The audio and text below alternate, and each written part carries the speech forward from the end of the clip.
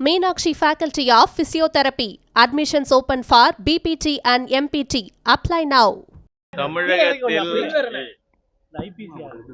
தமிழகத்தில் இருக்கிற அரசு ஊழல் ஊழல் போதை அரசாங்கம்.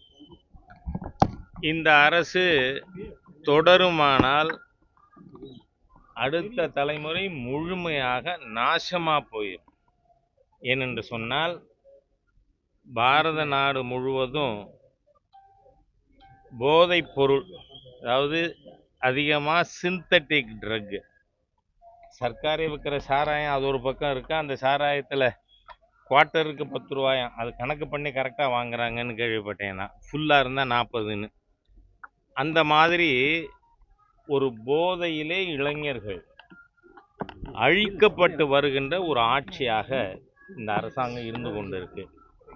ஏனென்றால் சங்கரங்கோவிலில் போதை ஒழிப்பு மாநாட்டில் பேசும் பொழுது மேதகு ஆளுநருடைய கேள்விக்கு இன்னி வரைக்கும் நான் மோடிக்கும் பயப்பட மாட்டேன், ஈடிக்கும் பயப்பட மாட்டேன்னு பிதற்றி கொண்டிருக்கின்ற உளறல் நிதியா அங்கேருந்து பதில் வரல.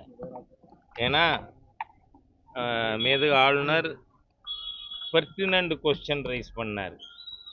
நீங்கள் கஞ்சா பிடிச்சிருக்கீங்க, போலீஸ் கஞ்சா வச்சிருக்கோன்னு கைது பண்ண. இதுவரை தமிழ்நாட்டில் 1 கிராம் சிந்தட்டிக் ட்ரக் வச்சவனை மாநில அரசு பிடிச்சிருக்கா?